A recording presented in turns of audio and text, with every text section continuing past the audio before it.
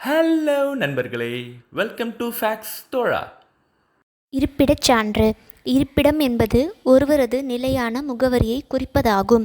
இருப்பிடச் சான்று மாணவ மாணவியர் கல்வி நிறுவனங்களில் சேரவும், இதர பிற்படுத்தோர் சான்று பெறவும், வேலைவாய்ப்பு அலுவலகங்களில் பதிவுகளை மேற்கொள்ளவும், அரசின் நலத்திட்டங்களை பெறவும் இருப்பிடச் சான்று வழங்கப்படுகிறது.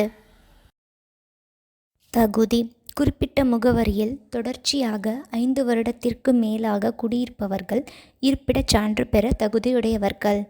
5 வருடத்திற்கு மேலாக நிலையாக வசிப்பது குறித்த உரிய ஆவணங்கள் சமர்ப்பிக்கப்பட வேண்டும். அதாவது குடும்ப அட்டை, வாக்காளர் அட்டை, மக்கள் தொகை கணக்கெடுப்பு பட்டியல், கிரய பத்திரம், வீட்டு வரி ரசீது முதலியன நிலையான இருப்பிடத்தினை நிரூபிப்பதற்கான ஆவணங்கள் ஆகும். மனுதாரரின் கல்வி மாற்று சான்றிதழ் நிலையான இருப்பிடத்தினை நிரூபிப்பதற்கான ஆவணம் ஆகும். பதிவேற்றம் செய்யப்பட வேண்டிய ஆவணங்கள்: ஆதார், குடும்ப அட்டை, வாக்காளர் அடையாள அட்டை, வீட்டு வரி ரசீது, பிறப்புச் சான்று, கல்விச் சான்று, விண்ணப்பதாரர் புகைப்படம்.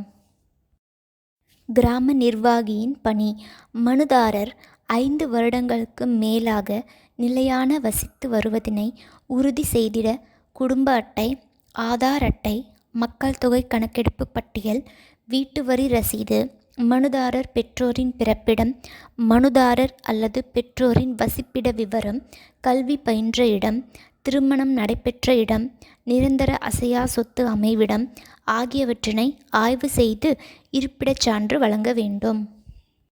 விண்ணப்பதாரரால் அளிக்கப்படும் விண்ணப்பம் கிராம நிர்வாக அலுவலரால் பரிசீலிக்கப்பட்டு வருவாய் ஆய்வாளருக்கு அனுப்பப்படுகிறது. வருவாய் ஆய்வாளரின் பரிசீலனைக்கு பிறகு மண்டல துணை வட்டாட்சியருக்கு அனுப்பப்பட்டு மண்டல துணை வட்டாட்சியரால் ஒப்புதல் அல்லது நிராகரிப்பு செய்யப்படுகிறது.